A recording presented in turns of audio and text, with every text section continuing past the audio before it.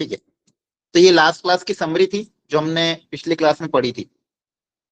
आपको मैंने सिखाया था पिछली क्लास में कि डिफरेंशियल इक्वेशन क्या होता है। डिफरेंशियल इक्वेशन मतलब ऐसी इक्वेशन जिसमें डिपेंडेंट वेरिएबल हो, इंडिपेंडेंट वेरिएबल हो, और डिपेंडेंट और इंडिपेंडेंट वेरिएबल के डेरिवेटिव्स हो, ऐसी इक्वेशन को डिफरेंशियल इक्वेशन। डिपेंडेंट और इंडिपेंडेंट वेरिएबल का मतलब क्या होता है? जैसे अगर मैं लिखता हूँ dy बाई डी एक्स, है ना, तो y जनरली हमारा डिपेंडेंट वेरिएबल होता है कि y जो है वो x पे डिपेंड करता है। कोई कर्व होता है y इक्वल टू मान लो x square plus 5x plus 3, तो x के अलग अलग वैल्यू पे आपको y मिलता है। तो आपकी इस इक्वेशन में कोई ना कोई एक डिपेंडेंट वेरिएबल होगा, कोई एक इंडिपेंडेंट वेरिएबल होगा, और डिपेंडेंट वेरिएबल का इंडिपेंडेंट वेरिएबल के रेस्पेक्ट में डिफरेंशिएशन होगा। जैसे dy बाई डी एक्स लिखा है, मतलब y डिपेंडेंट है, x इंडिपेंडेंट। ऐसी इक्वेशन जिसमें x का टर्म हो, y का टर्म हो, dy बाई डी एक्स का टर्म हो, ऐसी इक्वेशन को हम डिफरेंशियल इक्वेशन इक्वेशन कहते हैं। इसके अलावा हमने देखा था order of the differential equation, कैसे किसी डिफरेंशियल इक्वेशन का ऑर्डर निकालते हैं। ऑर्डर मतलब highest order derivative present in the differential equation, वो उसका ऑर्डर होगा। इसके बाद हमने समझा था डिग्री। डिग्री निकालते टाइम हमको ये देखना है कि जो भी हाईएस्ट ऑर्डर है उसकी जो पावर है उसको डिग्री बोलते हैं।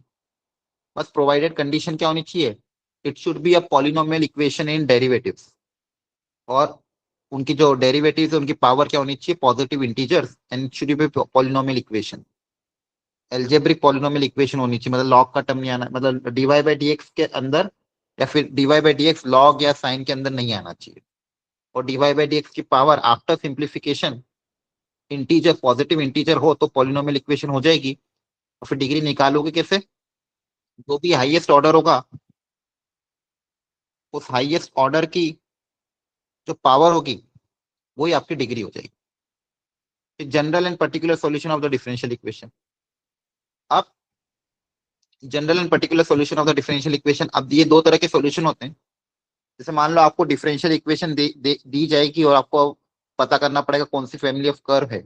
आज की क्लास में हम वही सीखेंगे कि आपको डिफरेंशियल इक्वेशन दे देंगे और पूछेंगे बताओ किस फैमिली से बिलोंग करता है, मतलब आपको क्या करना पड़ेगा? इंटीग्रेट करके देखना पड़ेगा। इंटीग्रेट डिफरेंशियल इक्वेशन को इंटीग्रेट करोगे तो फैमिली ऑफ कर्व मिल जाएगा। तो इंटीग्रेशन के बाद अगर प्लस सी, आप कॉन्स्टेंट ऑफ इंटीग्रेशन प्लस सी के टर्म्स में आपका आंसर आता है, मतलब अगर आपका आंसर प्लस सी के टर्म्स में आ रहा है कॉन्स्टेंट ऑफ इंटीग्रेशन के टर्म्स में, तब ऐसी डिफरेंशियल इक्वेशन का जो सॉल्यूशन होगा होगा जनरल सॉल्यूशन। और मान लो सी की आपने वैल्यू रख दी तो आपको मिलेगा पर्टिकुलर सॉल्यूशन। जनरल और पर्टिकुलर से मतलब ये होता है, जैसे मान लो कोई सॉल्यूशन क्या डिनोट करेगा? फैमिली ऑफ कर्व को डिनोट करता है। तो मान लो मैंने बात करी family of curve with centre origin, तो आपके पास अलग अलग तरह की फैमिली ऑफ कर्व होगी, है ना। ये आपकी family of curve with centre origin, जिसकी इक्वेशन क्या आएगी? X square plus y square equal to r square. तो यहाँ कांस्टेंट के टर्म्स में इक्वेशन है, तो ये आपका क्या हो जाएगा? उसका जनरल सॉल्यूशन, या उस कोई ना कोई डिफरेंशियल इक्वेशन जिसको आपने सॉल्व किया उसका ये जनरल सॉल्यूशन हो गया। इसमें अगर मैं ये लिख देता हूँ x square plus y square equal to मान लो 16, उस कांस्टेंट की अगर मैं कोई पर्टिकुलर वैल्यू रख देता हूँ तो ये आपका हो जाएगा पर्टिकुलर सॉल्यूशन। ये आपका क्या हो जाएगा? Particular solution. तो दो तरह के सॉल्यूशन होते हैं, general and particular. Formation of differential equation, ये हमने लास्ट क्लास में क्वेश्चन किया था कि फैमिली ऑफ कर्व आपको गिवन होगी और उससे डिफरेंशियल इक्वेशन बनाना है, तो आपको क्या करना पड़ता है? डिफरेंशिएट। आपको फैमिली ऑफ कर्व गिवन हो और उससे आपको अगर डिफरेंशियल इक्वेशन बनानी है तो क्या करना पड़ेगा? डिफरेंशिएट करना पड़ेगा। अच्छा, कितनी बार डिफरेंशिएशन अलाउड होता है?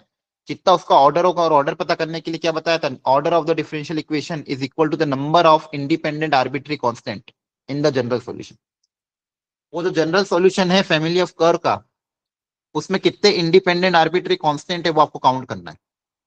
अगर दो दो आर्बिट्री कांस्टेंट है तो ऑर्डर 2 होगा, मतलब आप दो बार डिफरेंशिएट करो और फिर फाइनली एलिमिनेट करके डिफरेंशियल इक्वेशन बनाओ। ऑर्डर 3 आर्बिट्री कांस्टेंट है तो 3 बार डिफरेंशिएशन कर सकते हो।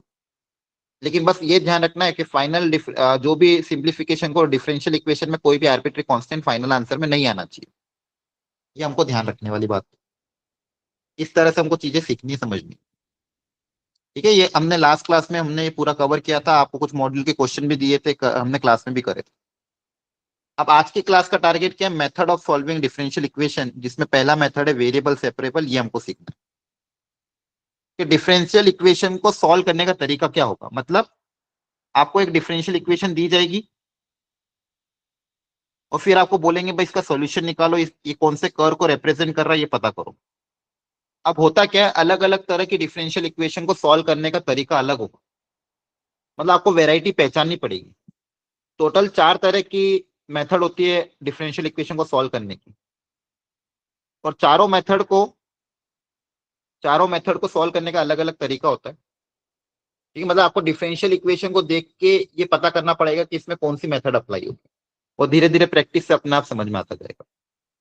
अगर मान लो डिफरेंशियल इक्वेशन दे दी, फिर आपको देखना पड़ेगा इसको सॉल्व करने के लिए मेथड 1, मेथड 2, मेथड 3, मेथड 4 कौन सा मेथड यूज करना पड़ेगा। ठीक है, वो धीरे धीरे अपने आप समझ में आता जाएगा प्रैक्टिस। पहला मेथड हमको ध्यान से समझना है, that is variable separable. Variable separable नाम से ही क्लियर है कि वेरिएबल को सेपरेट करो और फिर इंटीग्रेट करके आंसर निकालो। ऐसे डिफरेंशियल इक्वेशन जिसमें वेरिएबल अगर आसानी से सेपरेट हो सकते हो, मतलब वेरिएबल सेपरेट हो पा रहे हो, मतलब देखो दो तरह के वेरिएबल रहेंगे, एक मान लो एक्स है, एक मान लो वाई है। तो अगर आपका एक्स पूरी तरह से एक्स डीएक्स के साथ सेपरेट हो पा रहा हो, वाई के टर्म्स डीवाई के साथ सेपरेट हो पा रहे हो, तो ऐसे डिफरेंशियल इक्वेशन को वेरिएबल सेपरेबल बोला जाता है।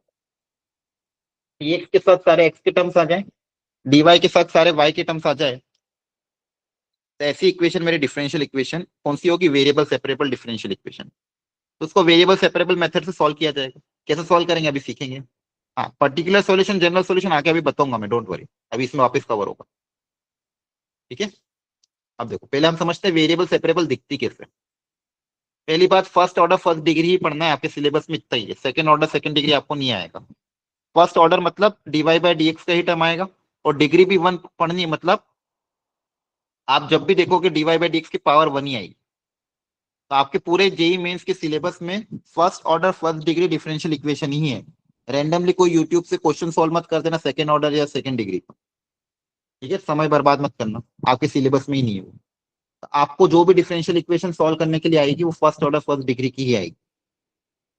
जैसे ये हो गया d by d x equal to this, यहाँ पे ऑर्डर भी 1 है, डिग्री भी 1 है। यहाँ पे मैं वेरिएबल को सेपरेट कर सकता हूँ, हाँ कर सकते हैं। डीवाई के साथ पूरा डीवाई के साथ सारी वाई की टर्म्स आ जाएगी, डीएक्स के साथ सारी एक्स की टर्म्स आ जाएगी, तो ये वेरिएबल सेपरेबल हो जाएगी। सेकंड, अच्छा ये तो सेकंड ऑर्डर हो गया, तो ये हमको देखना ही नहीं है, तो ये फर्स्ट वाली ही देखना है। इसमें अब देखो ध्यान से, डीएक्स के साथ पूरी एक्स की टर्म्स आ गई, डीवाई के साथ पूरी वाई की टर्म्स आ गई, तो ये मेरा कौन सा मेथड हो जाएगा, वेरिएबल सेपरेबल। ये किस कैटेगरी में जाएगा, वेरिएबल सेपरेबल। ध्यान से देखो सारे वेरिएबल अलग अलग हो गए, डीएक्स के साथ सारा एक्स आना चाहिए, डीवाई के साथ सारा वाई आना चाहिए। इसके बाद हम दोनों तरफ इंटीग्रेट करके कर्व निकाल लेंगे। ठीक है, ये इसको बोलते हैं variable separable type of differential equation. एक और देखो, क्या ये भी वेरिएबल सेपरेबल में आ सकता है या नहीं, यस सर। बताओ। आ आ सकता जाएगा, सर। आ सकता है। वाई वाई डी वाई के साथ वाई का टर्म आ जाएगा, डीएक्स पूरा अलग चला जाएगा। तो मान लो 1 को उधर भेजा, फिर डीवाई के साथ वाई वाली, ये पूरा वाई वाली टर्म डीवाई के साथ भेज देंगे, और डीएक्स आपका अकेला हो जाएगा। तो यहाँ पे भी देखो आपके वेरिएबल सेपरेबल हो गया। क्लियर है, यस। ये तो दोनों ही आपके वेरिएबल सेपरेबल के एग्जाम्पल। एक और देखो, second square x 10y dx equal to ये दिया हुआ है।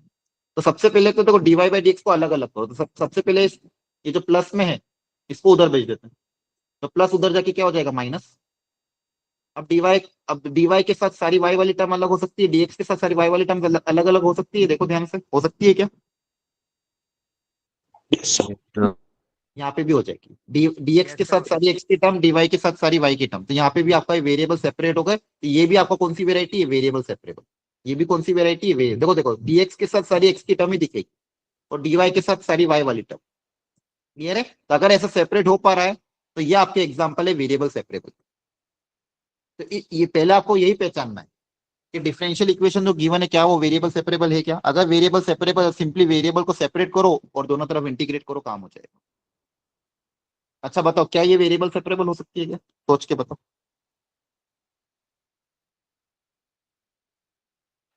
dy by d x equal to e की पावर एक्स वाई ना खुशी सर हो यस सकता सर, हो सकते हैं। हो सकती है। कैसे हो सकती है, इसको हम क्या लिख सकते हैं, e की पावर पढ़ी एक्स प्लस वाई तोड़ को। देंगे सर। पढ़ी भी तोड़ ई देंगे, raise power x e raise power y. Very good. इसको e raise to power x e raise to power y लिख दोगे, और फिर देखो आसानी से वेरिएबल सेपरेट हो जाएंगे, तो x के साथ x के टर्म्स, y के साथ y के टर्म्स। तो ये भी आपका एक तरह का एग्जांपल है variable separable. Understood everyone? Yes, sir. Okay, very good. तो ये सारे एग्जांपल आपके वेरिएबल सेपरेबल के हैं। बस अगर पहचान जाओगे प्रॉपरली तो फिर तो सारा काम इंटीग्रेशन का ही है। अब देखो मैंने आपको पहले ही समझाया था, जब इंडेफिनेट इंटीग्रेशन पढ़ा रहा था मैंने कहा था देखो इंडेफिनेट इंटीग्रेशन ढंग से कर लेना, यूज होगा आगे चैप्टर। अब इस पूरे चैप्टर में अब इसके बाद इंडेफिनेट इंटीग्रेशन के फंडामेंटल कॉन्सेप्ट यूज होंगे।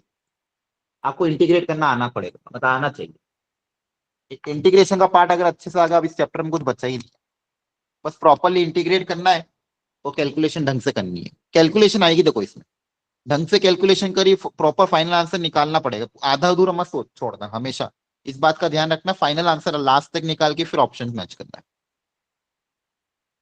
ठीक है, अब देखो दो तरह के सॉल्यूशन मैंने बताया था, जनरल सॉल्यूशन, पर्टिकुलर सॉल्यूशन। इसका एग्जांपल ले लेते हैं। जैसे मान लो एक फैमिली ऑफ कर्व ले ली मैंने y इक्वल टू mx। ठीक है, इसके लिए समझते हैं, ये आपका m आपका क्या है, आर्बिट्री कांस्टेंट है। तो अगर इसकी डिफरेंशियल इक्वेशन मुझे बनानी है तो मैंने लास्ट क्लास में आपको सिखाया था, एक आर्बिट्री कांस्टेंट है तो एक बार डिफरेंशिएट कर सकते हो और m को एलिमिनेट करना है। तो इसको डिफरेंशिएट करोगे तो m आ जाएगा, m की वैल्यू वापस ऊपर रख देंगे तो मेरे पास ये इक्वेशन आ जाएगी। तो ये आपकी डिफरेंशियल इक्वेशन होगी। ठीक है, ये हमने लास्ट क्लास में मेथड देखा था। अब डिफरेंशियल ये क्या था, सॉल्यूशन दिया हो और डिफरेंशियल इक्वेशन निकालने का तरीका। जनरल सॉल्यूशन दिया था आपको y इक्वल टू mx, इससे डिफरेंशियल इक्वेशन कैसे निकाली आपने, डिफरेंशिएट करके कांस्टेंट को एलिमिनेट कर दिया। अब दूसरा क्या है इसका उल्टा, कि डिफरेंशियल इक्वेशन अगर मान लो गिवन हो और सॉल्यूशन पूछा हो। सॉल्यूशन भी दो तरह के पूछ सकते हैं क्वेश्चन के अंदर, हो सकता है आपको पर्टिकुलर सॉल्यूशन पूछे, हो सकता है जनरल सॉल्यूशन पूछे। तो दोनों कैसे निकालना है वो आप समझ लो अच्छे से। मान लो आपको कोई डिफरेंशियल इक्वेशन दे दे, है ना, और आपको सॉल्यूशन निकाला, तो देखो ऊपर से नीचे आने में डिफरेंशिएट किया था और नीचे से ऊपर जाने में आपको क्या करना पड़ेगा, इंटीग्रेशन। पिछली बार बताया था मैंने, है ना। अब यहाँ पे क्लियरली ये वेरिएबल सेपरेबल है ना, है ना, वेरिएबल सेपरेबल, बोलो क्लियर है। Yes, sir. Yes. अब यहाँ पे आप वेरिएबल सेपरेट कर सकते थे। मान लो आपको एक डिफरेंशियल इक्वेशन दे दी कोई, dy/dx इक्वल टू -7x, इसको सॉल्व करना है। तो इसके आपने वेरिएबल सेपरेट किया, y को अलग, x को अलग। अब क्या करोगे, इंटीग्रेशन। डिफरेंशियल इक्वेशन सॉल्यूशन निकालने का एक ही तरीका, क्या करना पड़ेगा, इंटीग्रेशन। तो इंटीग्रेट करोगे दोनों तरफ, तो dy का 1 का इंटीग्रेशन कितना हो जाएगा, y के रेस्पेक्ट में y, x का इंटीग्रेशन हो जाएगा x² 2, Two. है ना। तो हो जाएगा y Yeah. और कांस्टेंट ऑफ इंटीग्रेशन आएगा c1 एंड c2, तो हो जाएगा y प्लस c1 और x² 2 प्लस c2। अब ये जो c1 c2 दो कांस्टेंट, इसको कंबाइन करके आप सिंगल कांस्टेंट भी बना सकते हो। ठीक है, तो ये आपका एक सॉल्यूशन आ गया। इस सॉल्यूशन को हम क्या बोलेंगे, जनरल सॉल्यूशन। क्या बोलेंगे इसको, जनरल, क्योंकि यहाँ पे कांस्टेंट के टर्म्स में। ठीक है, यहाँ पे प्लस c के टर्म्स में आंसर आया तो जनरल सॉल्यूशन है। अब मान लो अगर मुझे क्वेश्चन में कंडीशन दे देते कि आपका कर्व मान लो किसी पॉइंट 0,3 से पास कर रहा है, या फिर कोई कंडीशन दे दी एक्स वाई में। फॉर एग्जांपल बोला कि x इक्वल टू 0 पे y की वैल्यू 3 है, ये कंडीशन दे दिया अगर आपको, तो अब आप पर्टिकुलर सॉल्यूशन निकाल सकते हो। कैसे, x को 0 रखने पे y 3 आएगा, तो बताओ c की वैल्यू कितनी आ जाएगी। x को 0 रखेंगे और y की जगह 3 रख देंगे तो c आ जाएगा, Sir. Yes, है ना। sir. 3 आ जाएगा। x c कितनी आ जाएगा 3, तो अब c की वैल्यू 3 रख दोगे तो उससे जो सॉल्यूशन मिलेगा आपको वो हो जाएगा आपका पर्टिकुलर सॉल्यूशन। तो ये होगा आपका पर्टिकुलर सॉल्यूशन। आसान है। देखो c के टर्म्स में रहेगा तो जनरल सॉल्यूशन। अब c के अलग अलग वैल्यू पे अलग अलग तरह के सॉल्यूशन मिलेंगे, और एक c को अगर कोई पर्टिकुलर वैल्यू दे दी तो वो पर्टिकुलर सॉल्यूशन हो गया। तो ज्यादा घबराना नहीं इसमें, आपको क्वेश्चन में पहले ही बता देगा। आपको कोई ना कोई कंडीशन दे देगा और बोलेगा पर्टिकुलर सॉल्यूशन निकालो, और कंडीशन नहीं देगा तो फिर जनरल सॉल्यूशन ही निकालेंगे। क्या ये बात समझ में आ रही है? Yes, sir. Yes sir.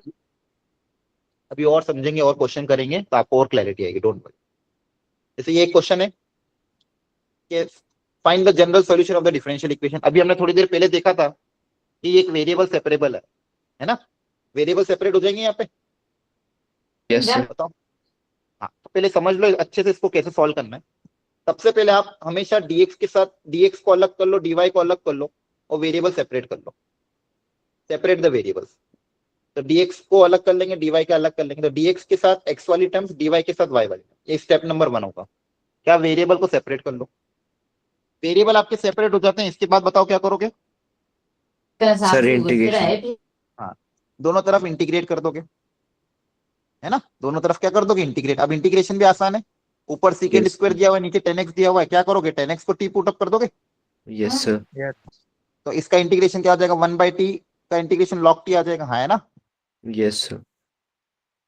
और सेकंड वाला पार्ट में भी सेम काम होगा, उसमें भी 10y को t पुट अप कर देना, तो उसका भी इंटीग्रेशन क्या आ जाएगा log y log t, आपके दोनों तरफ के इंटीग्रेशन होगा, वैल्यू पुट अप कर दिया आपने। अब चाहो तो इसको सिंपली देखो, आपका इंटीग्रेशन क्या है फाइनली, एलएचएस में इंटीग्रेशन क्या है log 10x, आरएचएस का इंटीग्रेशन क्या है log 10y। अच्छा कांस्टेंट ऑफ इंटीग्रेशन आप c भी लिख सकते हो log c भी लिख सकते हो, कुछ फर्क नहीं पड़ता है, सिंप्लीफिकेशन में c भी अलाउड है log c भी अलाउड है।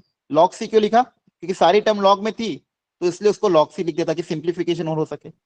अब आरएचएस में आप log a minus log b की प्रॉपर्टी अप्लाई कर सकते हो, log m minus log n क्या होता है log of m upon n, है ना। अब दोनों तरफ से log के अंदर वाली क्वांटिटी को कंपेयर कर लेंगे तो 10x equal to c bye 10y या फिर 10x into 10y equal to c, तो ये आपका फाइनल आंसर आ जाएगा, जनरल सॉल्यूशन c के टर्म्स में आ रहा है इसलिए क्या हो जाएगा जनरल। सिंप्लीफिकेशन क्या है लास्ट में, और कुछ भी नहीं क्या बात। तो कभी कभी आंसर ऑप्शन सिंप्लीफाइड फॉर्म में भी दे सकते हैं आपको, तो थोड़ी बहुत आप प्रैक्टिस के साथ साथ धीरे धीरे समझ में आ जाएगी। तो ये मेथड होता है आपका वेरिएबल सेपरेट। सबसे पहले क्या करना है, वेरिएबल्स को सेपरेट करना है, जैसे वेरिएबल सेपरेट होगा दोनों तरफ प्रॉपर्ली इंटीग्रेशन करो, फिर कांस्टेंट ऑफ इंटीग्रेशन लगा दो। क्या ये बात समझ में आ गई। Yes, sir. हाँ सी नेगेटिव भी हो सकता है पॉजिटिव, हाँ सी को आप नेगेटिव पॉजिटिव कुछ भी रख सकते हो, आप माइनस लॉग सी भी रख सकते हो, प्लस लॉग सी भी रख सकते हो, ठीक है। कांस्टेंट तो कुछ भी हो सकता है, अपनी मर्जी से कांस्टेंट कुछ भी रख सकते हो, कोई जरूरी नहीं प्लस में रखना है माइनस में रखना, आप बस इस तरह से रखना ताकि चीजें थोड़ी सिंप्लीफाई हो जाए, आपका फाइनल आंसर थोड़ा अच्छा दिखे। लॉग डिफाइन सी लॉग के बाहर की बात कर रहा हूं मैं, माइनस लॉग सी की बात कर रहा हूँ, अंदर वाले लॉग की बात नहीं कर रहा हूँ।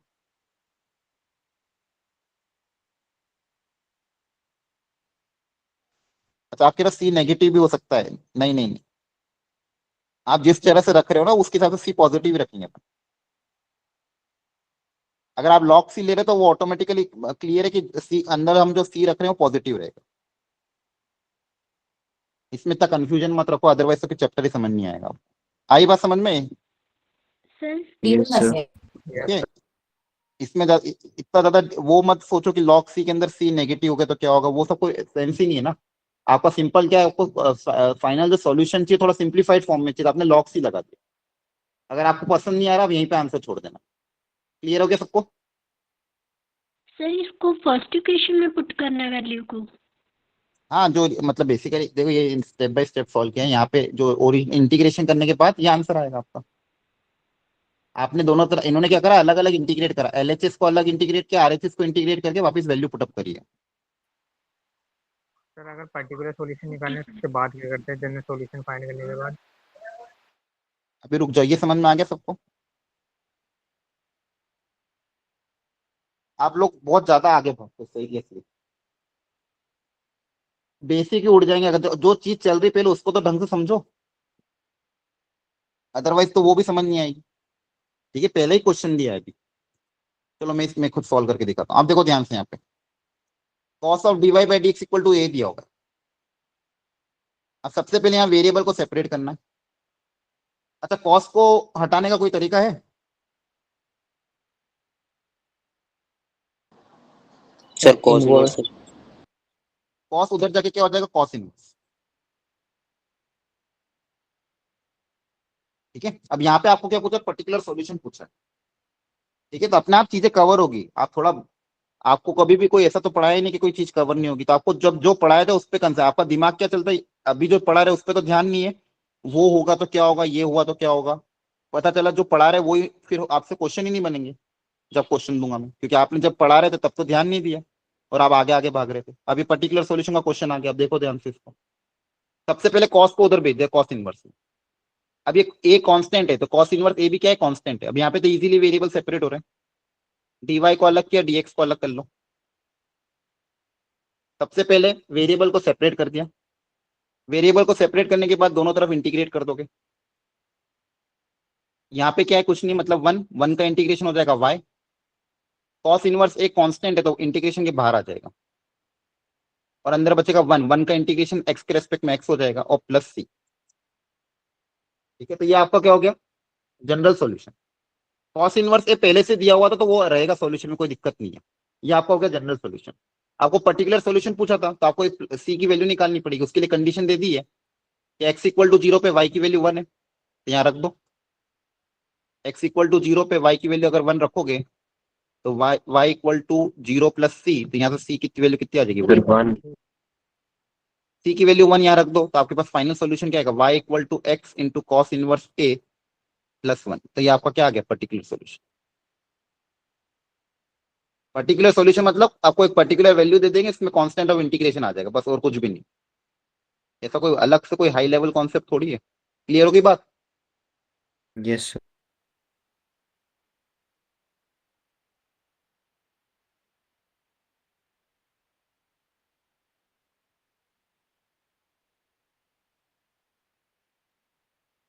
यहाँ तक समझ में आया सबको? Yes sir. Yes sir. तो देखो यही आपको करना है। एक क्वेश्चन और मैं करा रहा हूँ, फिर आप बाकी ट्राई करना। फर्स्ट वाला ध्यान से देखो, फिफ्थ वाला। क्या इसमें वेरिएबल को सेपरेट कर सकते हैं? पहले सोच के बताओ। Yes sir. dy वाले टर्म अलग हो जाएगा, x वाला टर्म हो जाएगा। तो देखो y के साथ सारी y वाली टर्म्स रख दो और x के साथ x वाली टर्म।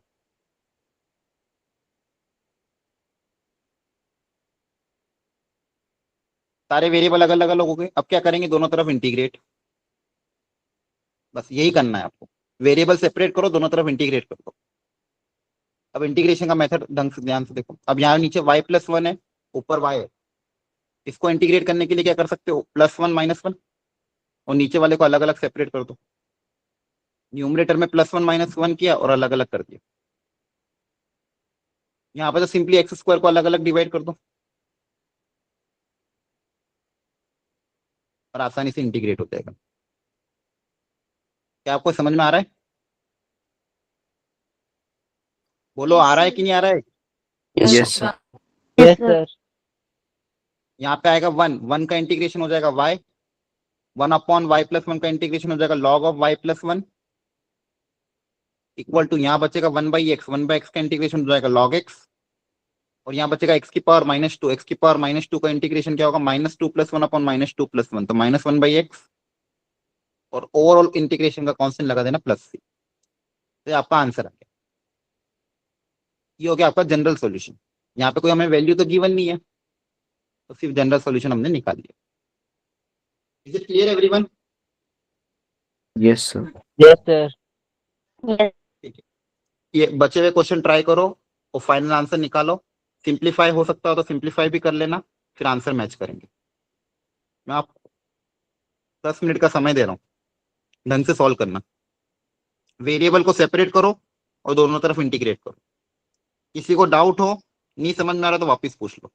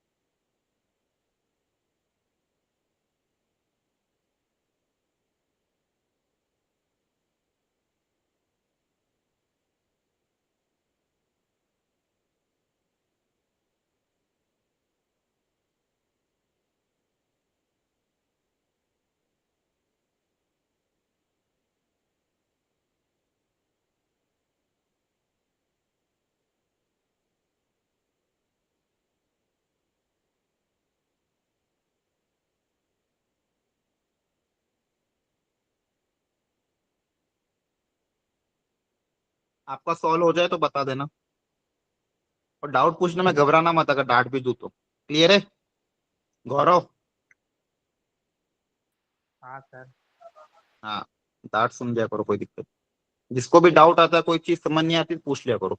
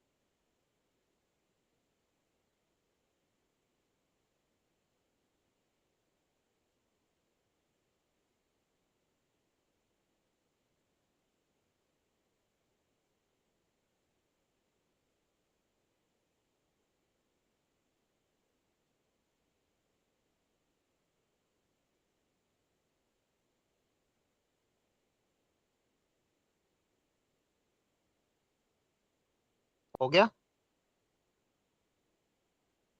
हेलो, कहाँ तक पहुंचे? ठीक है,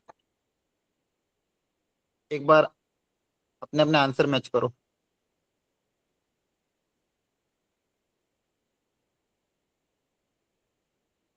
कि जो क्वेश्चन आपसे नहीं बन पाया हो पूछ लो एक बार, देख लो ध्यान से।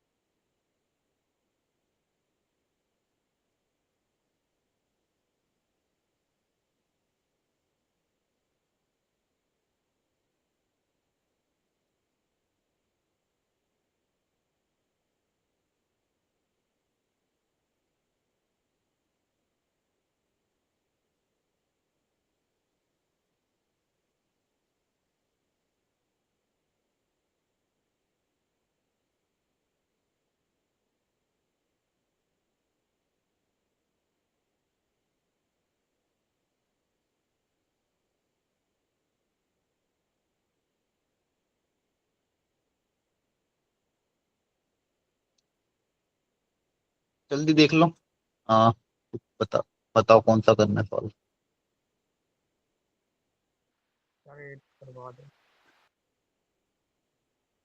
हाँ, कौन सा वाला?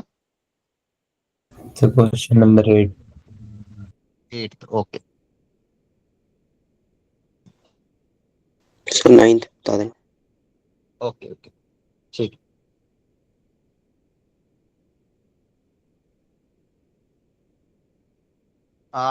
सिक्स और सेवंथ हो गया सबसे, everyone? Yes, sir. Okay, eighth देख लेते हैं। एट्थ में दिया dy by d x equal to 1 minus, sorry 1 plus e की power x minus Y.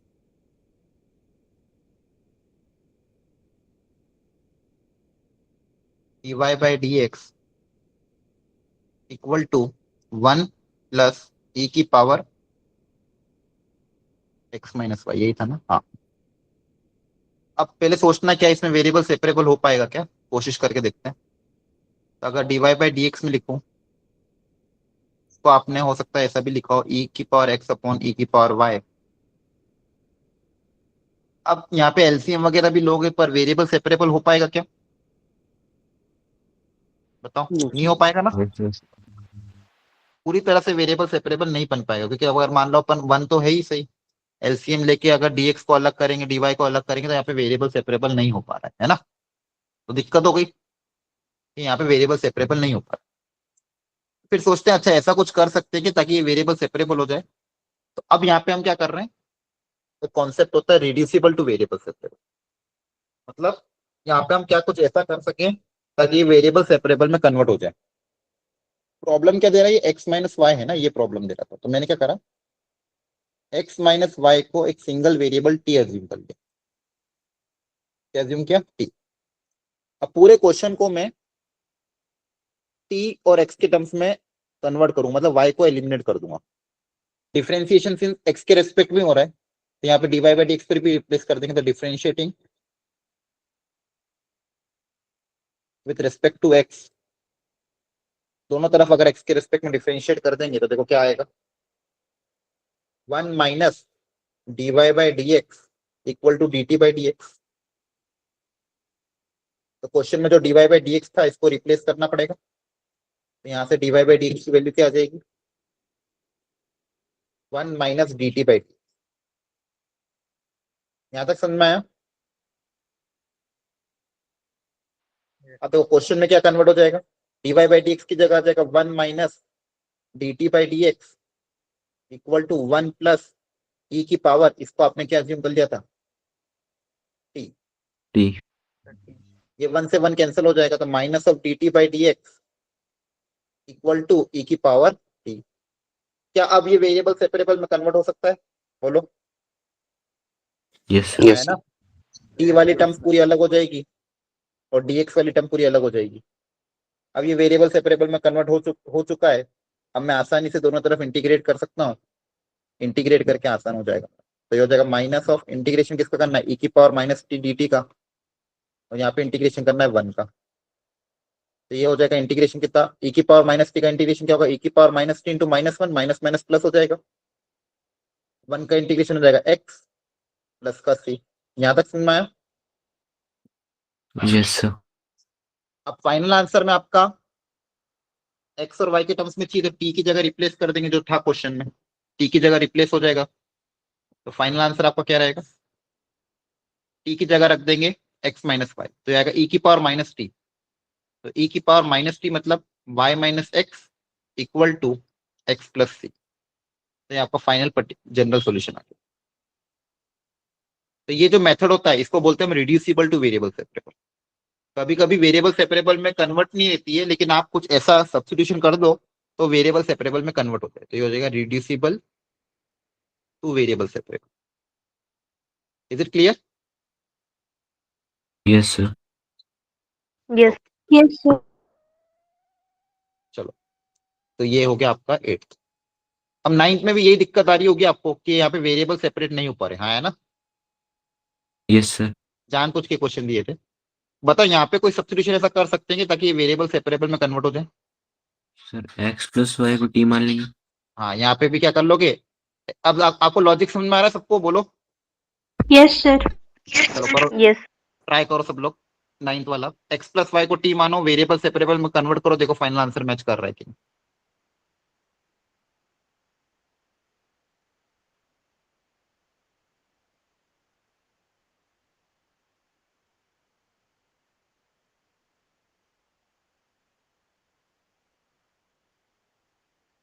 Try everyone, जल्दी से, और हो जाए तो बताना, फिर आगे बढ़ेंगे।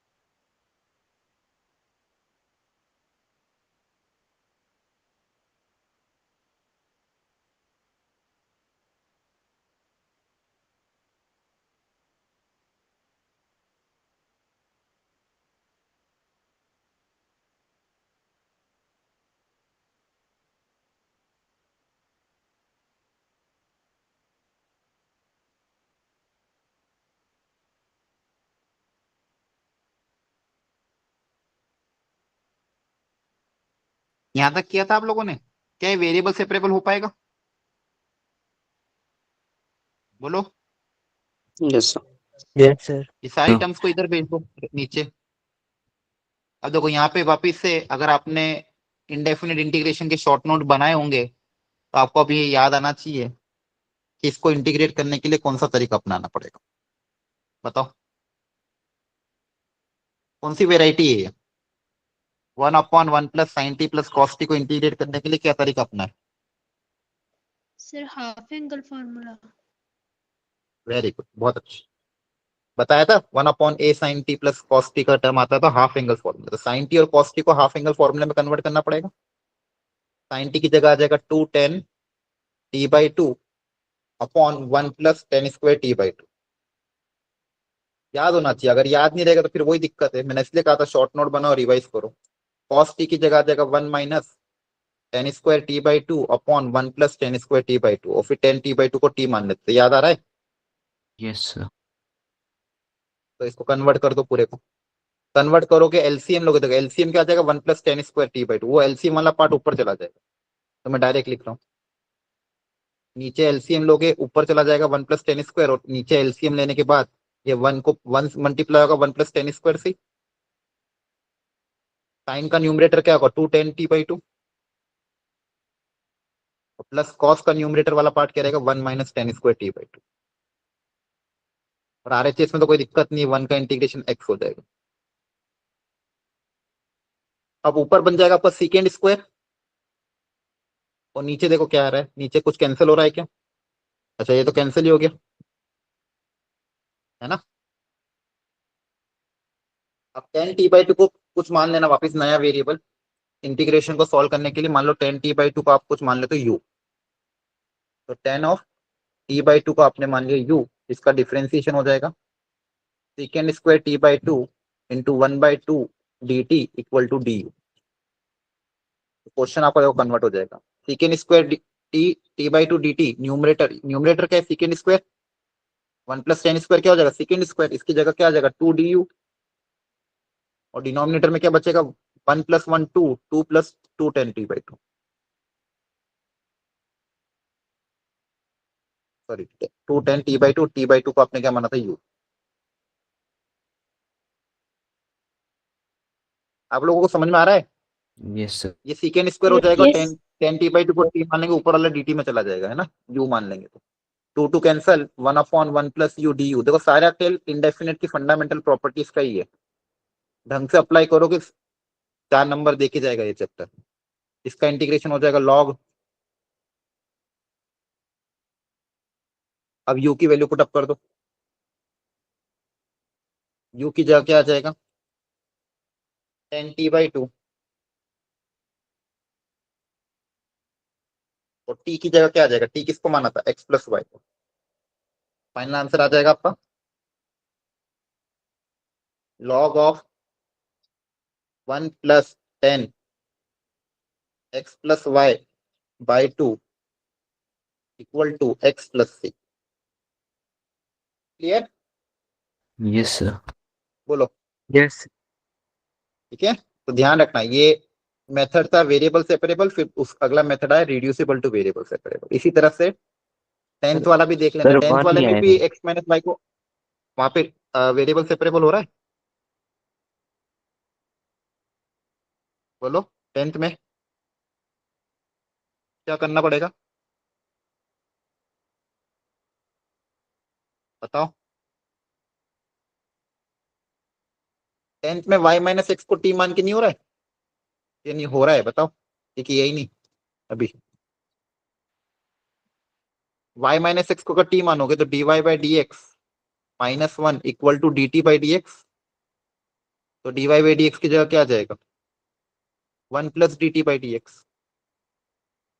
आपका जो क्वेश्चन है वो कन्वर्ट हो जाएगा, dy/dx की जगह क्या आ जाएगा 1 + dt/dx equal to x into 10t+1। ये 1 और 1 तो उड़ गया, अब 10t अलग हो जाएगा, x अलग हो जाएगा, तो 1/10t dt equal to x dx हो गया वेरिएबल सेपरेबल, हाँ है ना। 1/10t मतलब 40। 40 का इंटीग्रेशन पता ही होगा आपको, क्या था 40 का इंटीग्रेशन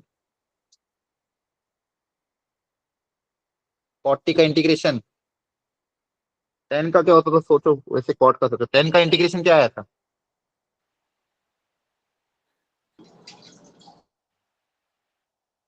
टेन का इंटीग्रेशन क्या था?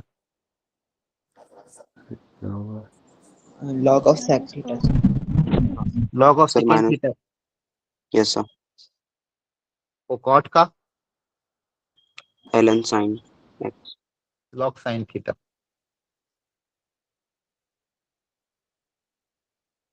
क्लियर?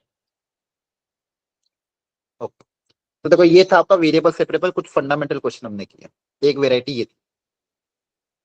अब अगली वेराइटी सीखते हैं। अगली वेराइटी है method of solving homogeneous differential equation. अब ये वो जो वर्ड है होमोजीनियस, ये आपने शायद कभी पहले पढ़ा हो या सुना हो तो अच्छी बात है, नहीं तो कोई बात नहीं। होमोजीनियस इक्वेशन कैसी होती है?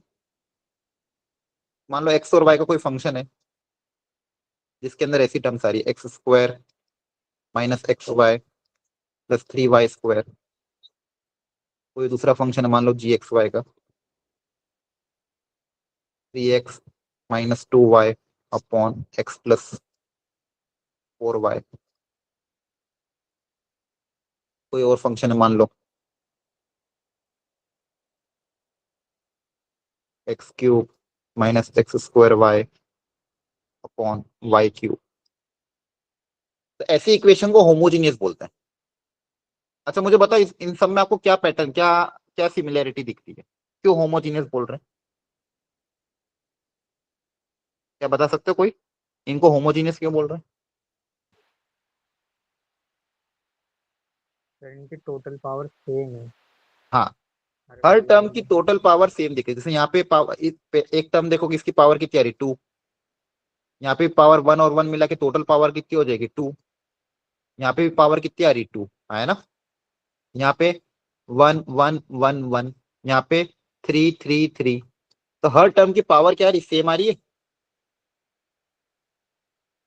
तो ऐसी इक्वेशन को होमोजीनियस इक्वेशन बोलते हैं।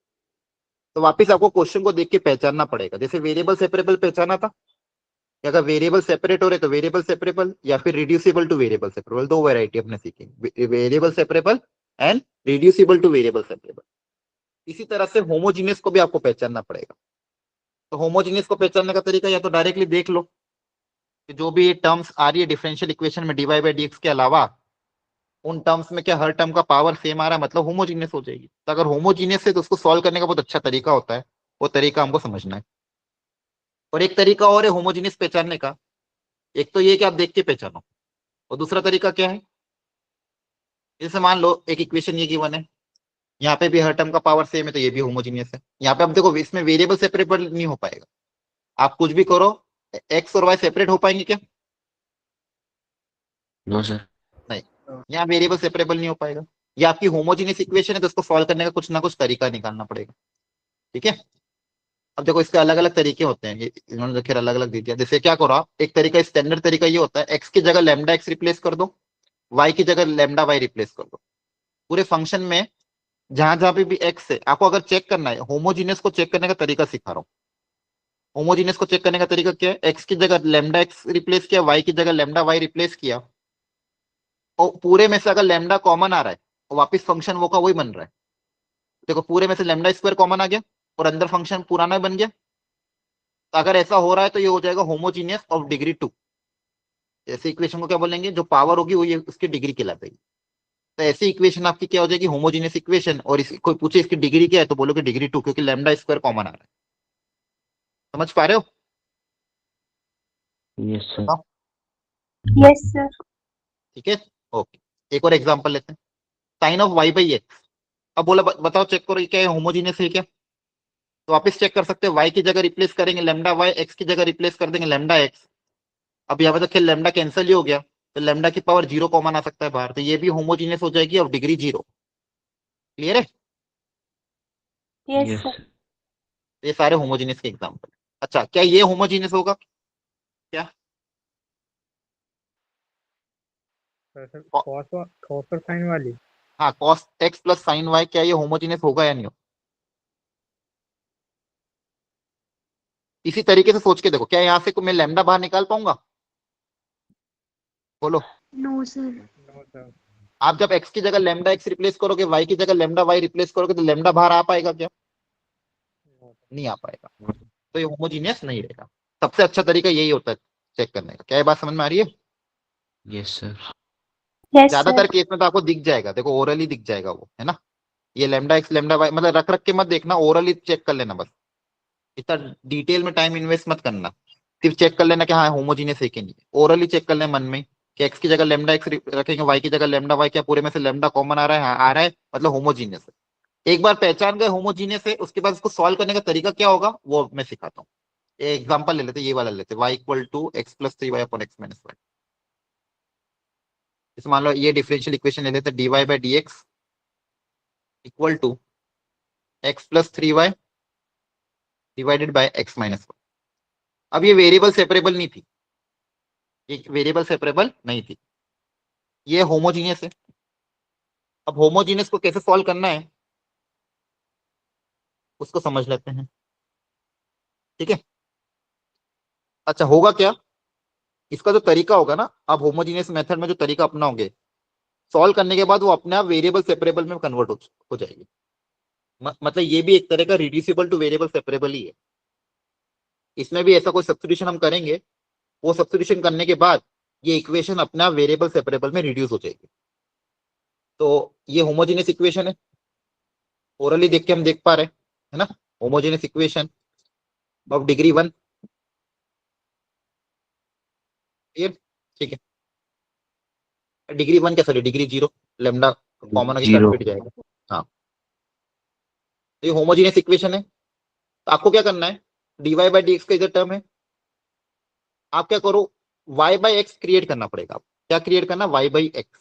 तो y बाई एक्स को क्रिएट करने के लिए न्यूमरेटर और डिनोमिनेटर को x से डिवाइड कर रहा हूं, divide numerator and denominator by x। Numerator और डिनोमिनेटर को x से डिवाइड करोगे, देखो इक्वेशन में क्या कन्वर्जन हो जाएगा, dy by d x equal to, ऊपर नीचे x से डिवाइड करने के बाद यहाँ पे आएगा 1 plus 3 y by x upon 1 minus y by x. ये स्टेप नंबर 1, हर क्वेश्चन का ये स्टेप रहेगा। अच्छा अगर ऊपर एक्स स्क्वायर वाला टर्म है तो एक्स स्क्वायर से डिवाइड करोगे, पावर अगर 2 है तो एक्स स्क्वायर से डिवाइड करना, पावर 3 है तो एक्स क्यूब से डिवाइड करना। क्लियर है यहाँ तक? Yes, कुल sir. मिला के स्टेप Yes, 1 के Yes. आपको y बाई एक्स का टर्म क्रिएट करना है।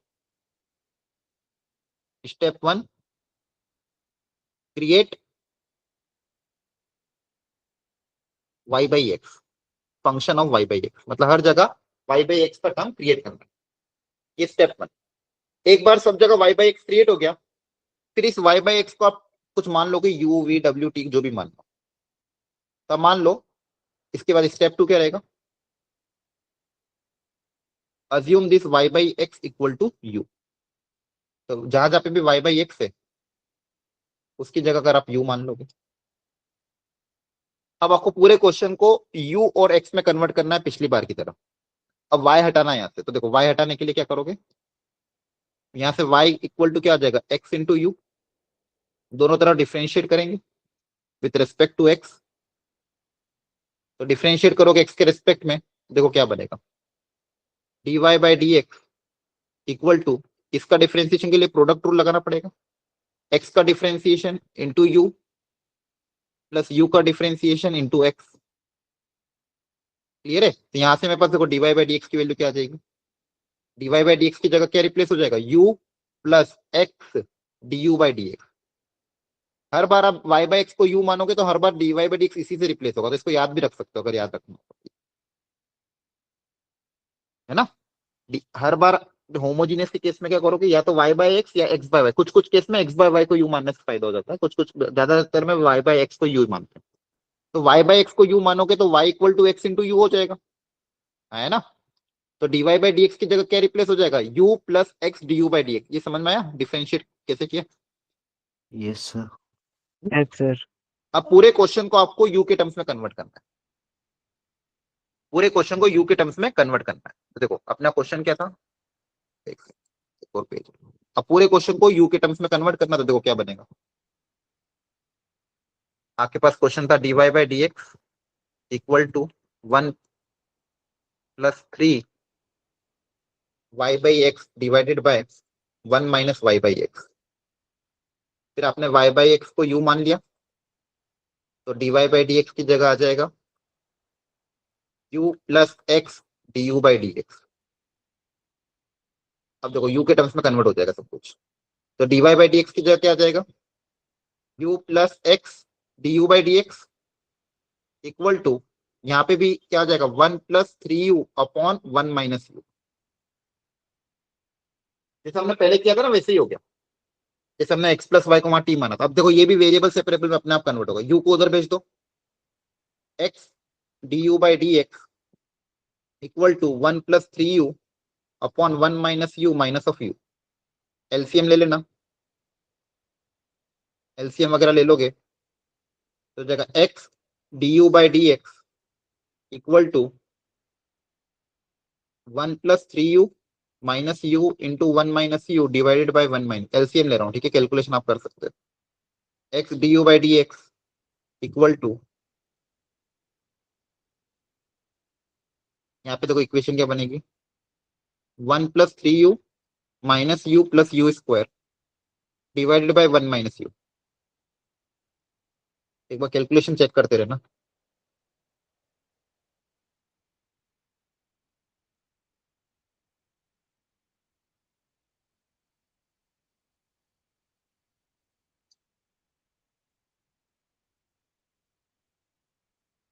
अब वेरिएबल सेपरेबल हो जाएगा,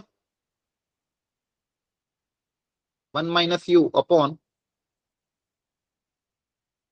डी यू और 1 by x D x.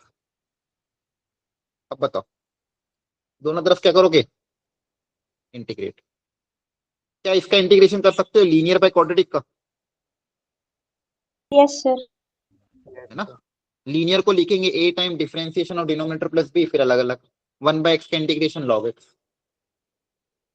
Doable है, Yes, sir. इंटीग्रेट कर देना, Yes, फाइनल sir. आंसर जो भी आए उसमें u की जगह वापस y बाई एक्स रख देना और सॉल्व हो जाएगा। इस मेथड को बोलते हैं वेरिएबल सेपरेबल। बहुत बहुत प्रॉपरली देखो आता है जेई में क्वेश्चन, आपको जब पीवाई क्यू करूंगा आप देखोगे बहुत सारे क्वेश्चन आए हैं, सॉरी होमोजीनियस से। होमोजीनियस पहचान लो, y बाई एक्स का टर्म क्रिएट करो, y बाई एक्स की जगह u रखो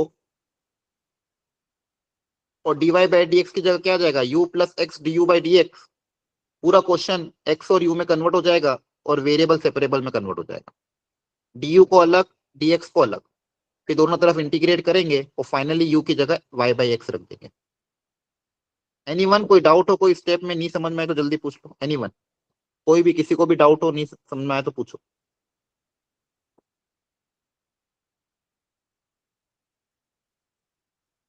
ठीक है। चलो ट्राई करो इसको, पहले चेक करो dy बाई डी एक्स का टर्म पूरा अलग कर लेना पहले। क्या ये होमोजीनियस है क्या, Yes, sir. Yes, sir. Very good, it is a homogeneous equation. चलो y बाई एक्स का टर्म क्रिएट करो एवरीवन, y बाई एक्स को u मानो और पूरी तरह से सॉल्व करो प्रॉपरली, फाइनल आंसर तक निकाल के लाना। इट्स अ होमोजीनियस इक्वेशन, बनाओ।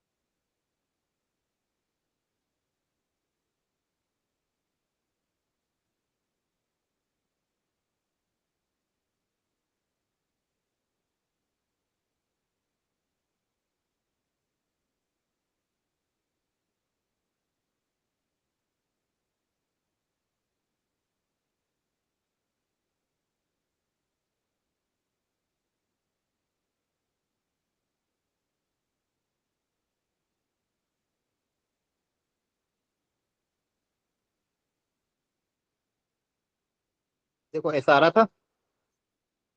Yes, sir.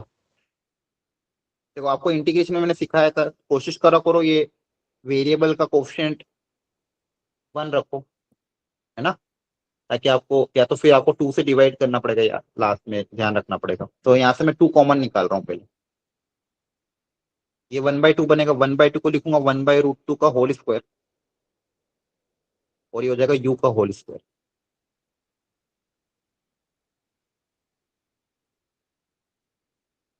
ठीक है, equal to ln x plus C.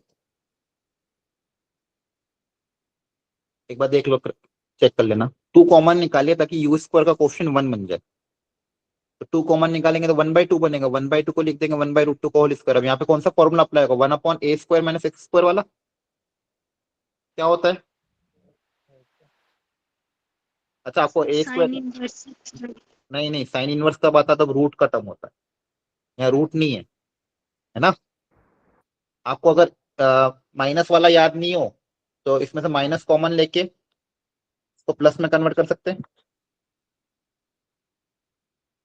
1/x² minus a², अब याद आ जाएगा।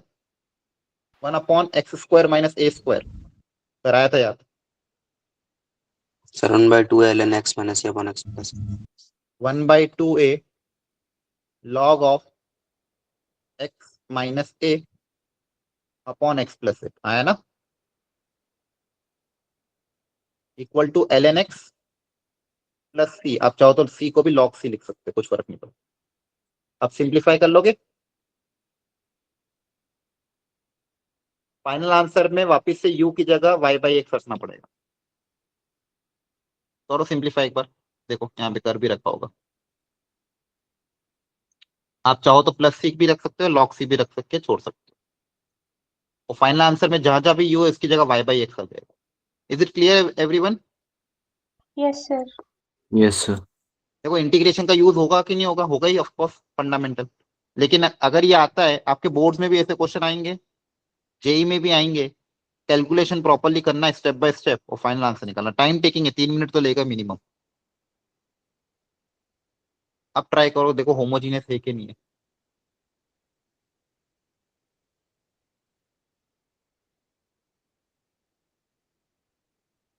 देख के बताओ क्या होमोजीनियस है। पहले डीवाई बाई डी को पूरा अलग करके फिर चेक करना।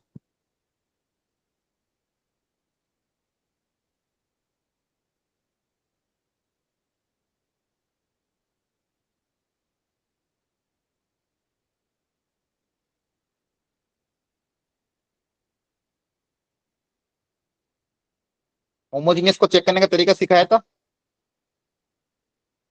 बोलो। Yes, sir. Yes, sir. Yes, sir. X की जगह लेमडा एक्स, वाई की जगह लेमडा वाई रखने पे क्या पूरे में से लेमडा कॉमन आ रहा है? बोलो हाँ है ना। RS. Yes, sir. Yes, sir. Yes, sir. समझ रहा है, पूरे में से लेमडा कॉमन आ जाएगा तो क्या होमोजीनियस है? Yes, sir. है। Yes, sir. कन्वर्ट कर दो y/x में, y/x को t मानो, जल्दी से सॉल्व करो, इस बार फाइनल आंसर पूरा निकालना।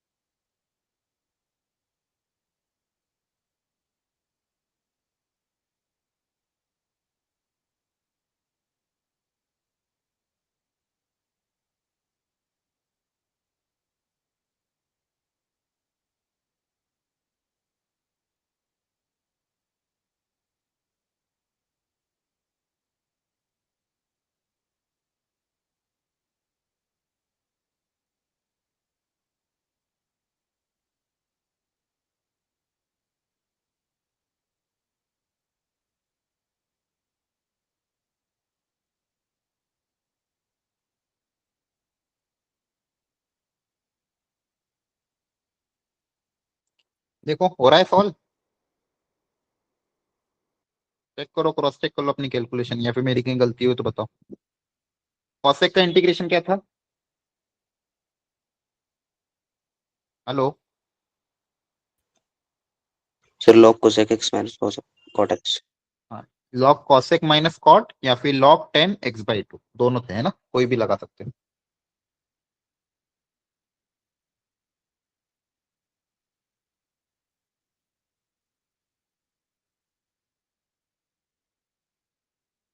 फाइनली वापस u की जगह y/x।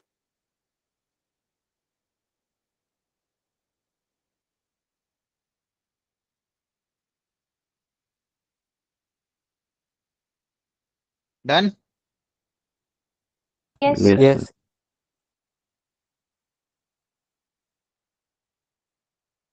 अभी तक अपन ने जनरल निकाले, अब पर्टिकुलर निकाल लो। फाइनली कांस्टेंट ऑफ इंटीग्रेशन निकाल के वैल्यू पुटअप करनी है, करो।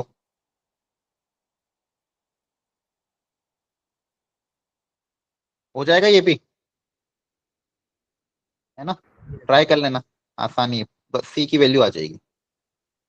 अभी तक अपन ने क्या देखा आज की क्लास में? फिलहाल वेरिएबल सेपरेबल और उसमें अपन ने होमोजीनियस। यहाँ तक समझ में आया सबको? Yes, Yes. sir. Yes. ठीक।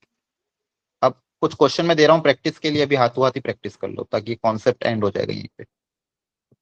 एक एक अच्छा, इसमें एक चीज और होती है, जैसे अपना वेरिएबल सेपरेबल में रिड्यूसिबल टू वेरिएबल सेपरेबल होता है, इसमें भी होता है रिड्यूसिबल टू होमोजीनियस, है ना। वो भी हम कवर करेंगे, वो थोड़ा सा अलग होता है,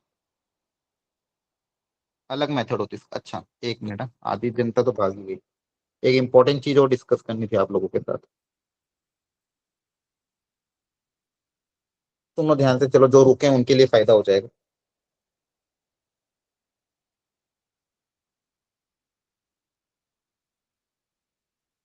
आज आपके डाउट डिस्कशन ग्रुप में एक चीज भेजी थी, देखा था आप लोगों ने? Yes, sir. Yes, sir. उससे रिलेटेड मुझे कुछ इंपॉर्टेंट बात आपको बतानी है, एक मिनट सुनो।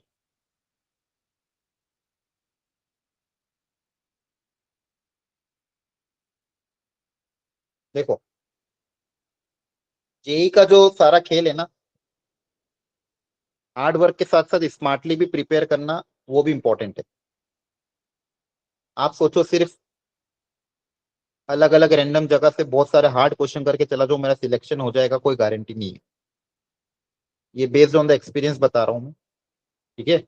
बहुत सारे बच्चों की आदत होती है, अभी भी है, यूट्यूब से वन शॉट वीडियो देखेंगे, फिर यूट्यूब से पीवाईक्यू सीरीज अटेंड करेंगे, कोई पीडीएफ मिल जाएगी कहीं से तो उसको सॉल्व करने बैठ जाएंगे। मैं यूं नहीं बोल रहा हूँ गलत है, लेकिन आपके पास जो समय है उस समय में वो करना सही है कि नहीं है, ये इंपॉर्टेंट है।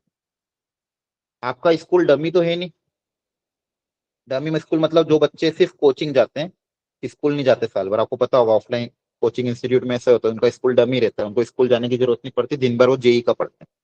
वो लोग ये करे तो चलता है। आपके पास स्कूल का भी काम है, स्कूल के प्रैक्टिकल भी आएंगे, अभी स्कूल के प्री बोर्ड भी आएंगे, क्लासेस आपको ऑनलाइन अटेंड करनी पड़ती है, और तीनों सब्जेक्ट को प्रॉपरली मैनेज करना पड़ता है। उसके अलावा भी अगर आप ऐसे रैंडमली बिना बिना टाइम को मैप किए कि मेरे ये करने से मेरा कुछ छूट तो नहीं जाएगा या फिर आगे वाली चीजें मेरी कवर अप होगी कि नहीं होगी, वो बिना प्लानिंग की अगर आप रैंडमली सिर्फ देखोगे तो आपको कुछ फायदा नहीं होगा। आपको मैंने बहुत बार समझाया, लेकिन फिर भी अभी मैं देखता हूँ डाउट डिस्कशन ग्रुप में कुछ बच्चे रैंडमली कहाँ कहाँ से पता नहीं क्वेश्चन उठा उठा के पूछते हैं। सॉल्यूशन भी आ जाता है नो डाउट, कोई ना कोई टीचर, आंतरी मैम है, दिव्या मैम है, आपको सॉल्यूशन भी भेज देते हैं। पर अल्टीमेटली मुझे दुख ये होता है कि आप उस क्वेश्चन में समय क्यों इन्वेस्ट कर रहे हो? जो क्वेश्चन इतना लेंदी है, जिसको करने में कम से कम 5 मिनट खा रहा है, और अल्टीमेटली वैसे क्वेश्चन आप जेई में करोगे भी नहीं, ठीक है। आप खुद सोचो, पूरे ऑल ओवर इंडिया में ये एग्जाम होता है, और उस ऑल ओवर इंडिया में एग्जाम में जो टॉपर होता है वो भी उस एग्जाम को देता है, 10-12 लाख बच्चे एग्जाम को दे रहे हैं, और ऐसे एग्जाम में मैथमेटिक्स में 5 क्वेश्चन करने पे 92 परसेंटाइल आ रहे हैं। तो आप खुद सोचो, 5 क्वेश्चन की कोई ना कोई वैल्यू होगी कि नहीं होगी? क्या आपसे 20 क्वेश्चन 15 क्वेश्चन हो पाएंगे? ऑफकोर्स नहीं हो पाएंगे। जो टॉप 100 में है, जो टॉप 50 में आता, वो खुद 10 से 12 क्वेश्चन ही करता है। तो आपको ऑलरेडी पता है कि आपको सिलेक्टिव होना है एग्जाम में, है ना। अगर मान लो फॉर एग्जाम्पल मैं बोलूँ कि आप अभी मान लो मैट्राइसिस डिटरमिन या फिर मान लो फंक्शन के या फिर कोई भी रैंडम चैप्टर उठा के आप हार्ड लेवल क्वेश्चन कर रहे हो, लिमिट के मान लो हार्ड लेवल क्वेश्चन कर रहे हो या फिर कुछ भी कोई भी चैप्टर का, और मैं आपसे पूछूं कि चलो आपका मैं बेसिक लेवल का चैप्टर का टेस्ट लेता हूँ 10 क्वेश्चन का या 15 क्वेश्चन का, एक इजी लेवल पीवाईक्यू का अगर मैं आपका टेस्ट लूँ उस चैप्टर का, तो क्या आप गारंटी से बोल सकते हो आपके 70% 80% सही होंगे? आप उसमें भी गलती करोगे फॉर श्योर है, आप खुद को क्रॉस चेक करके देख लेना, या फिर मुझसे पेपर मंगवा लेना, मैं पेपर दे दूंगा इजी लेवल पीवाईक्यू का, खुद से क्रॉस चेक करके देखना और आपसे सही हो रहे कि नहीं हो रहे, नहीं होंगे सही, क्योंकि आपके फंडामेंटल कॉन्सेप्ट कहीं ना कहीं अटकेंगे। देखो ये एक है ना, ये मोस्ट ऑफ द स्टूडेंट की हैबिट होती है, हार्ड लेवल कर लो हार्ड लेवल कर लो, पता चला फंडामेंटल में अटके हुए हैं। एक वाइवा अगर मैं लूंगा आपका 15 मिनट का बेसिक मैथ का, आप अटक जाओगे, बहुत जगह अटक जाओगे, आज की क्लास में अटक जाओगे। अभी मैंने पूछा था भाई कॉटेक्स का इंटीग्रेशन क्या होगा, आधे लोग चुप हो गए थे। वो तो चलो बहुत छोटी चीज है, थोड़ी सी और इजी लेवल पे मैं जाऊंगा, मीडियम इजी लेवल पीवाईक्यू, उसमें भी बहुत सारे लोग अटकेंगे। ये बहुत इंपॉर्टेंट टिप है, अभी समय रहते अगर सुधर जाओगे और समझ लिया इस टिप को तो आपका समय बचेगा। अदरवाइज जब आपका जनवरी का समय आएगा और आपके पास रहेगा यार इतना सारा बाकी है मेरा, कब कंप्लीट होगा, मेरे को तो चीजें ही याद नहीं है, ठीक है, ये अंदर अंदर फोबिया आएगा, अंदर से कॉन्फिडेंस ही नहीं आएगा कि बहुत सारा बाकी है, बहुत सारा चीजें है, अंदर से कॉन्फिडेंस ही नहीं आ रहा मेरे को एग्जाम में याद रहेगा कि नहीं रहेगा। इसलिए अपने लिए चीजें कॉम्प्लेक्स मत बनाओ, ठीक है। बहुत सोच समझ के कोई भी चीज, कोई भी रैंडम सोर्स अगर करते हो तो बहुत सोच समझ के देखो कि भाई अगर मैं ये कर रहा हूँ तो क्या मेरी बाकी चीजें अभी कंप्लीट है, क्या मेरे फंडामेंटल कॉन्सेप्ट क्लियर है, और क्या ये करने पे मुझे फायदा होगा या फिर मेरा 2 घंटे बर्बाद ना हो जाए। 2 घंटे भी अगर आप बर्बाद कर रहे हो मतलब बहुत बड़ी बात है, ठीक है। आपने हो सकता है अपने लिए कुछ ना कुछ प्लान बनाया होगा कि अगले नवंबर महीने तक मुझे क्या क्या करना है। इनकेस अगर आपने नहीं बनाया तो मैंने एक जनरलाइज प्लान बनाया है, अगर आपको अच्छा लगे तो आप इसको फॉलो कर सकते हो। इस पूरे प्लान में अगर आपने देखा होगा नेक्स्ट 35 डेज में पूरी 30 नवंबर तक प्रोबेबिलिटी तक पूरी मैथ्स कवर हो रही है, ठीक है, पूरी मैथ्स हो रही है, 12th की मैथ्स कवर हो रही है, 12th में जो जो भी मैथ्स में आपने चैप्टर पढ़े वो कवर हो रहे हैं। पर डे का मैंने ज्यादा क्वेश्चन जानबूझ के नहीं रखा है, बेस्ड ऑन योर अवेबिलिटी। हो सकता है आपके स्कूल में बहुत ज्यादा काम हो तो आपके पास समय कम हो सकता है आपके पास समय ज्यादा हो तो आप एक्स्ट्रा क्वेश्चन कर सकते हो, कोई दिक्कत नहीं है, लेकिन मैंने एक जनरल सबके हिसाब से बनाया है कि पर डे आप 20 से 30 मिनट निकाल सकते हो, है ना। और बहुत सिलेक्ट होके यहाँ पे पीवाईक्यू बनाए, चाहता तो पुरानी पीवाईक्यू की वर्कशीट भी दे देता आपको, बहुत सारी पड़ी हुई थी, लेकिन फिर भी आप देखोगे तो डेट उसमें 27 तारीख लिखी हुई अभी बनाई है मैंने लेटेस्ट। इन 15 पीवाईक्यू है टोटल 2 दिन के, इन 15 पीवाईक्यू में लगभग जो इजी मीडियम लेवल की इंपॉर्टेंट वेराइटी है पूरी कवर हो गई है। मतलब मैंने हर वेराइटी का मिनिमम एक एक क्वेश्चन तो लिया ही है इसमें, कि रिलेशन में क्या क्या वेराइटी बन सकती है, वो सारी वेराइटी इस पीवाईक्यू वाली वर्कशीट में कवर्ड है।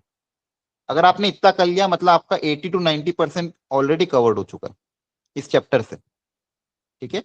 तो मिनिमम रिक्वायरमेंट ये है कि देखो आपको अब 2 चीजें मैनेज करनी पड़ेगी, एक तो करंट टॉपिक को ढंग से मैनेज करना पड़ेगा, करंटली आपका जैसे डिफरेंशियल इक्वेशन चल रहा था इसका होमवर्क आपको मैनेज करना पड़ेगा, आगे जाके वेक्टर 3D आएगा तो इसका होमवर्क आपको मैनेज करना ही है, इसको मत छोड़ के पुराना करने बैठ जाना।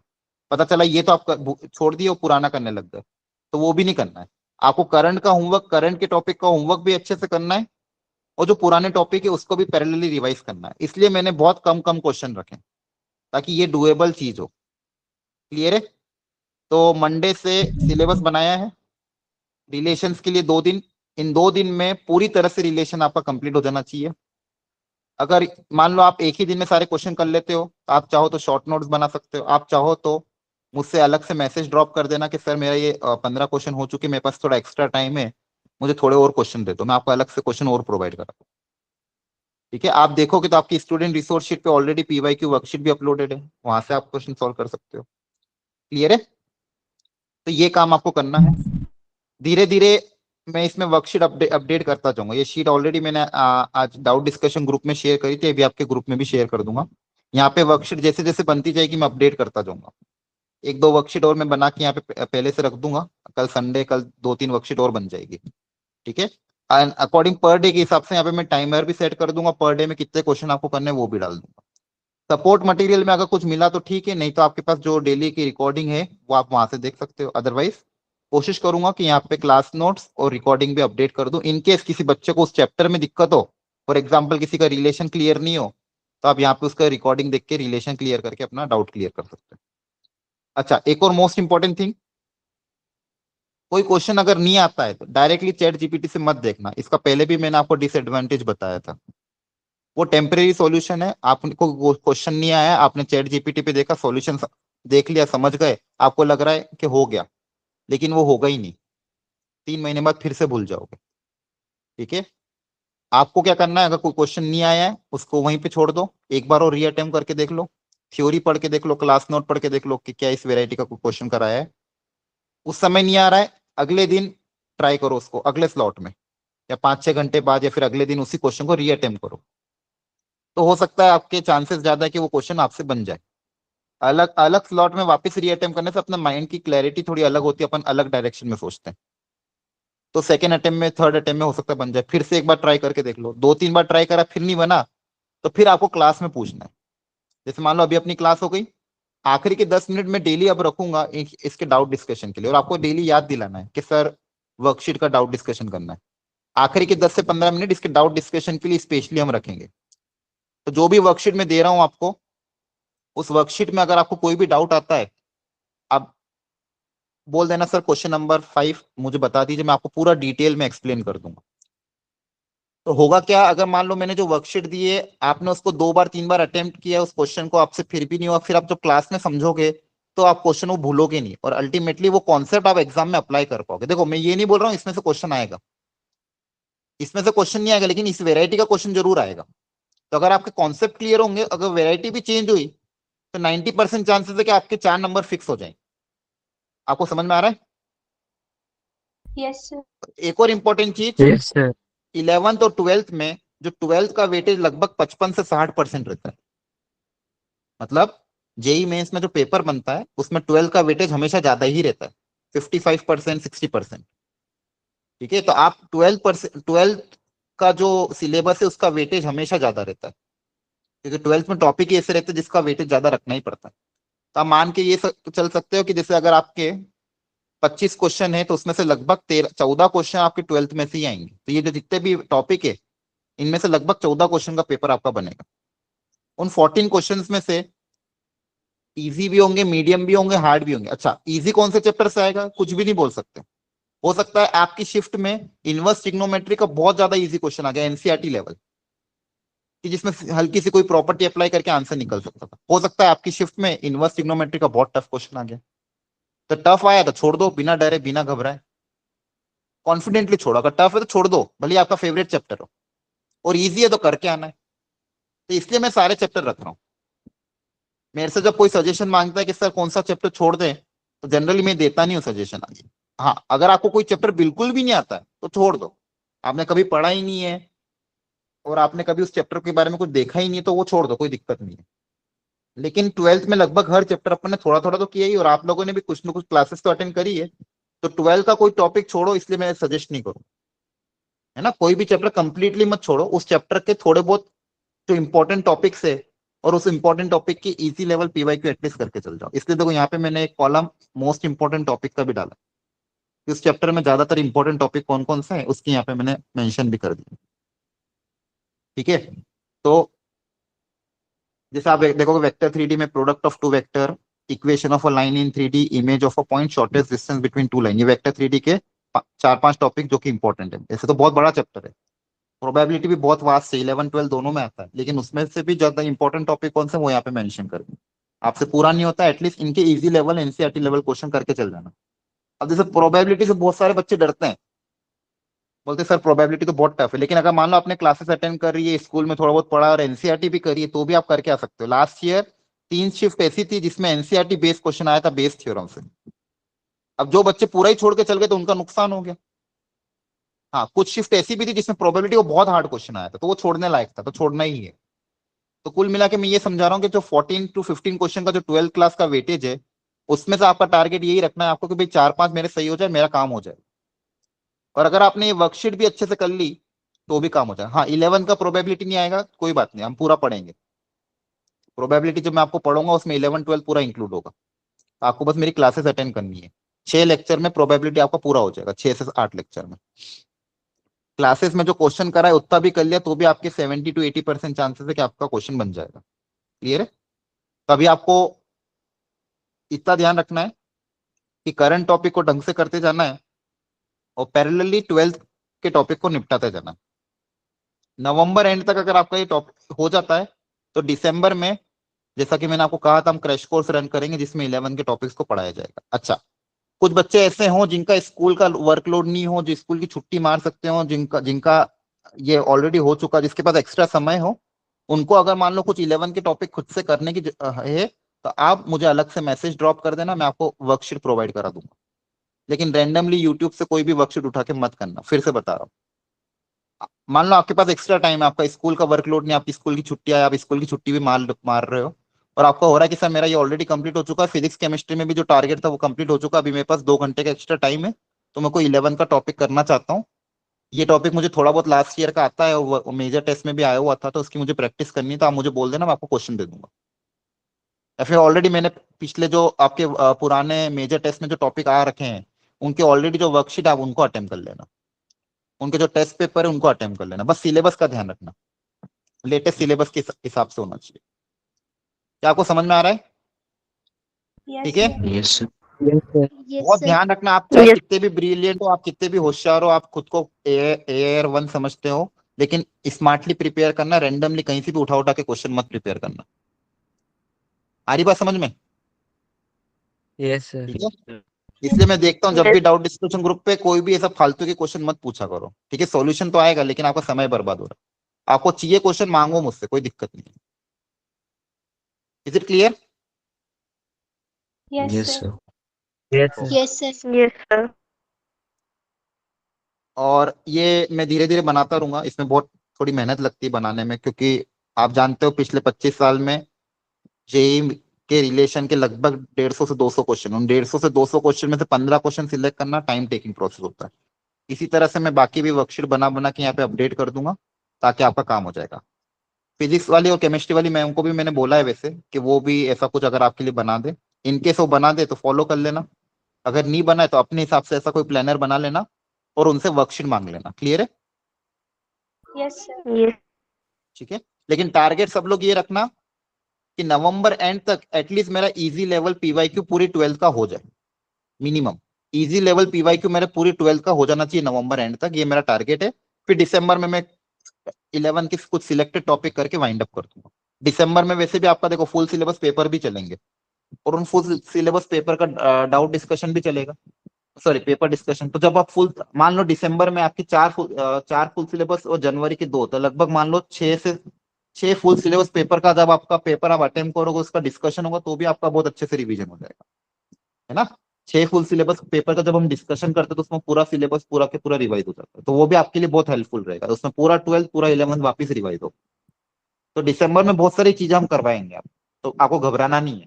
अभी फिलहाल का टारगेट ये रखो, शॉर्ट टर्म टारगेट, भाई नवंबर एंड तक 12th अच्छे से कवर हो जाए और जिसके पास एक्स्ट्रा टाइम वो थोड़ा थोड़ा 11 कर सकता है।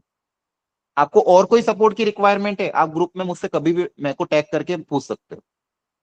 तीनों सब्जेक्ट में अगर आपको लग रहा है कि सर मुझे इस सब्जेक्ट में ये, फिर इस सब्जेक्ट में ये चाहिए, वो चाहिए, शॉर्ट नोट चाहिए, वो चाहिए, तो आप मांग सकते हो। अच्छा एक बात और मैंने लिखी थी, जैसे मैंने मंडे और ट्यूसडे का टारगेट क्या रखा है, रिलेशन का, फिर अगले 4 दिन का टारगेट रखा फंक्शन का। तो मान लो आपका रिलेशन फंक्शन कंप्लीट हो जाता है, हाथों हाथ शॉर्ट नोट बना के वाइंड अप करो। अगर शॉर्ट नोट पहले से बने हुए तो बहुत अच्छी बात है, नहीं बने हैं तो अब बना लेना। जो जो चैप्टर निपटते जा रहा है उसके शॉर्ट नोट फॉर्मूला शीट बनाते जाओ, वाइंड अप करते जाओ, ताकि नवंबर एंड तक आपके पास ऐसा होना चाहिए भाई हाँ चलो नवंबर एंड हो गया, मेरा पूरा 12th रेडी है, अब मैं 12th का फुल सिलेबस पेपर देख के खुद को क्रॉस चेक कर लूंगा। 30 नवंबर के लिए मैंने आपके लिए फुल सिलेबस पेपर भी रखा है। ठीक है? 30 नवंबर को आप 12th का फुल सिलेबस का पेपर देना। ठीक है? अगर मैथ्स का हो तो मैं बना के आपको दे दूंगा, और ऑलरेडी शायद आपका संडे को उस दिन हो सकता है अवंती में भी फुल सिलेबस पेपर का टेस्ट हो 12th का। तो आप फिर खुद को क्रॉस चेक करना कि इतना जो मैंने पढ़ा है उसमें से कितने क्वेश्चन मुझे बन पा रहे हैं। हाँ, आपको क्रॉस चेक कैसे करना है कि पेपर में मैथ्स के 25 क्वेश्चन में से पूरे पेपर में 12 क्वेश्चन इजी आए थे, उन 12 में से मैंने अगर 6 क्वेश्चन बना लिए मतलब आप जीत गए। मतलब आपने आपका काम कर दिया। आपको ये इवेलुएट करना, आपको ये नहीं देखना कि 25 में से मैं कितने कर पा रहा हूँ कितने नहीं कर पा रहा हूँ। उन 25 क्वेश्चन में से जो इजी मीडियम लेवल के क्वेश्चन थे उसमें से मुझसे कितने बन रहे हैं वो आपको इवेल्युएट करना है। हार्ड लेवल क्वेश्चन वैसे भी छोड़ना है आपको। Is it clear everyone? Yes, sir. ठीक है, Yes, sir. तो आप ये Yes, sir. अच्छे से मेहनत करो। कोई भी गाइडेंस चाहिए आप मांग लेना, कोई दिक्कत नहीं है। कभी भी आप मैसेज कर सकते हो ग्रुप में, मुझे टैग करके हेल्प ले लेना। ठीक है, बस अपना रैंडम समय बर्बाद मत करना इधर उधर के चक्कर में। यूट्यूब पर बहुत सारे हैं जो अपने चैनल के व्यू के चक्कर में कुछ भी चीजें देंगे।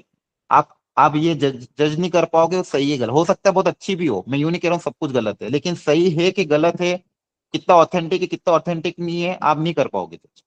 इससे समय बर्बाद मत करना, बहुत सोच समझ के अपना इन्वेस्ट करना टाइम कि कहाँ पे इन्वेस्ट कर रहे हो। ज्यादातर टाइम प्रैक्टिस में ही दो। क्लियर? और थोड़ी मेहनत करो। डायरेक्ट ऐसा मत करना कि क्वेश्चन नहीं आया फटाफट चैट जीपीटी पे देखा सॉल्यूशन देखा आगे बढ़ गए, बहुत नुकसान होगा। बार बार समझा रहा हूँ, इसको याद रखो कि ऑनलाइन गूगल पे सॉल्यूशन देख देख के आगे नहीं बढ़ना है। मेहनत उस पर थोड़ा फाइट करो, एक बार नहीं हुआ तो 2 बार 3 बार ट्राई करो, फिर इसको छोड़ो। क्लियर है सबको? ठीक है, Yes, sir.